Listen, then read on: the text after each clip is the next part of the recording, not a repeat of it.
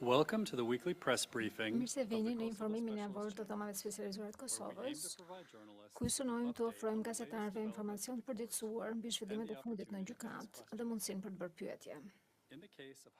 Në çështjen e Hashim Thaçit, Bashkim Smakajt, Fadil Fazliut, Jesni Kilajt dhe Heredin Kushit në lidhje me pretendimet për ndikim të paligjshëm ndaj dëshmitarëve, më 3 shkurt 2026, gjykatësi i çështjes urdhëroi vazhdimin e paraburgimit të Hashim Thaçit.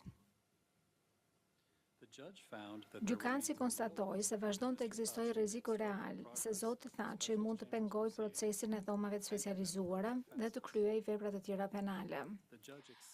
Gjykatësi pranoi se rreziku i pengimit të drejtësisë është më i ulët krahasuar me rishikimet e mëparshme të paraburgimit, duke pasur parasysh përfundimin e paraqitjes së provave në gjykimin e zotit Thaçi për krime lufte dhe faktin se prokuroria kërkon të mbështetet pothuajse ekskluzivisht në prova shkresore në gjykimin e zotit Thaçi në lidhje me akuzat për ndikim të paligjshëm ndaj dëshmitarëve. Sidoqoftë, gjykatësi vlerësoi se vazhdon të jetë i pranishëm një rrezik real, mbështetur në dyshimin e bazuar për përpjekje të gjëra të zotit Thaçi për të penguar procesin në gjykimin e tij për krime lufte dhe në pretendimin se pjesë e këtyre përpjekjeve ishte kërkimi i bashkëpunimit prej dhe dhënia udhëzimeve individëve që janë të lirë në Kosovë. Gjykatësi mori parasysh gjithashtu mundësinë aktuale që individë të caktuar mund të thirren si dëshmitar të mbrojtjes në gjykimin e arshëm të zotit Thaçi, identitetet të cilëve nuk janë të ditura dhe mund të jenë objekt i ndikimit. Gjykatësi i çështjes konstatoi gjithashtu se asnjë kusht jashtë paraburgimit nuk mund të zvogëlonte mjaftueshëm rreziqet e pengimit të procesit dhe vuri në dukje se masat në fuqi në objektin e paraburgimit të dhomave të specializuara zvogëlojnë ndjeshëm mundësinë e ndikimit në mënyrë të drejtë për drejtë ose të tërthort të zotit Thaçi ndaj dëshmitarëve.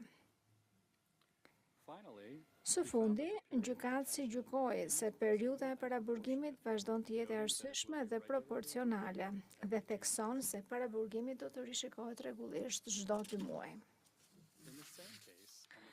Në të njëjtën çështje, më 29 janar, gjykatësi i çështjes përcaktoi protokollin dhe afatet për kundërshtimet që palët mund të dëshirojnë të paraqesin ndaj saksisë së transkripteve të vizitave që janë për zotin Thaçi në paraburgim. Kjo lidhet me transkripte që janë pjesë e provave të propozuara nga prokuroria në këtë çështje, ku pretendohet se zoti Thaçi dha udhëzime për ndikim tek dëshmitarët. Të gjithë akuzuarit në këtë çështje u vetë deklaruan të pafajshëm.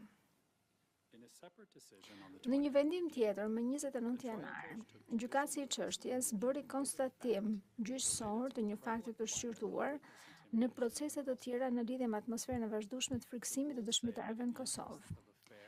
Rregulloria përcakton se, në interes të gjykimit të drejtë dhe të shpejtë, gjykatësit në një çështje mund të mbështeten në faktet konstatuar në çështje të tjera në dhomat e specializuara dhe në gjykata të tjera të Kosovës. Gjykatësi u mbështet në faktin se, citoj, ekziston një atmosferë vazhdueshme e friksimit të dëshmitarëve në Kosovë, në veçanti në lidhje me hetimet ndjekim penale të krimeve që u atribuohen ish-anëtarëve të UÇK-s. Mbyllet citimi.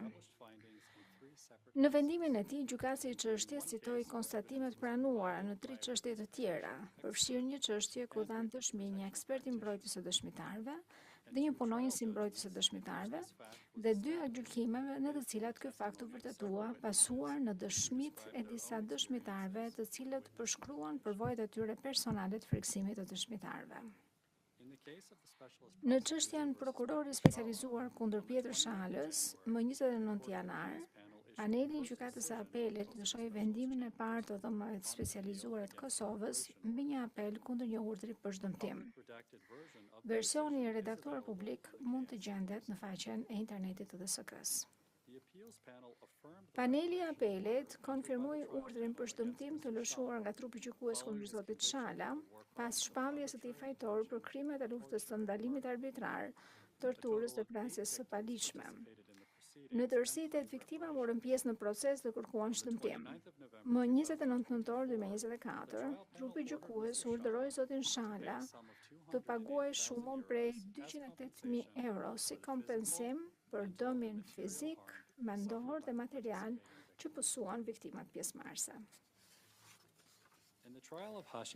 Në gjykimin e Hashim Thaqit, Kadri Veselit, Jakub Kresniqit dhe Recep Selimit, kujtojmë se deklaratat përmbyllëse janë planifikuar të paraqiten javën e ardhshme, nga data 9 deri më 13 shkurt dhe më 16 dhe 18 shkurt. Seancat janë planifikuar të fillojnë në orën 9 dhe të përfundojnë në orën 4:30 në pasdite dhe mund të përcjellen përmes internetit në 3 gjuhët e gjykatës, shqip, anglisht dhe serbisht, përmes transmetimit në faqen e internetit të KSC-s me 45 minuta vonesë. Rendi i ditës për deklaratat përmbyllëse është i bazuar në vlerësimet aktuale dhe mund të ndryshojë, për shembull nëse një palë ka nevojë për më pak kohë se ç'mendohej. Për shkak të interesit të madh për të marrë pjesë në seancat e këtyre ditëve, siç është bërë ditur më parë, pararegjistrimi ishte kusht për pjesëmarrje në seanca nga galeria për publiku në ndërtesën e gjykatës në Hagë. Afati i pararegjistrimit ka përfunduar dhe pararegjistrimi nuk është më i mundur. Konfirmimet në lidhje me pararegjistrimet do të dërgohen deri nesër, më 6 shkurt. Nuk kërkohet pararegjistrim për të përcjellë seancat përmes transmetimit në internet. Gjatë deklaratave përmbyllëse, prokuroria dhe mbrojtja do të paraqisin përmbledhjet e argumenteve të tyre. Mbrojtja e viktimave do të flasë për ndikimin që krimet e pretenduara kanë pasur ndaj viktimave. Pas kësaj, trupi gjykues do të fillojë kuvendimet konfidenciale.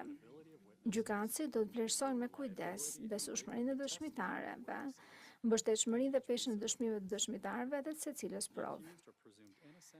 Të akuzuarit prezumohen të pafajshëm derisa prokuroria nuk vërteton pafajësinë e tyre jashtë dyshimit të arsyeshëm.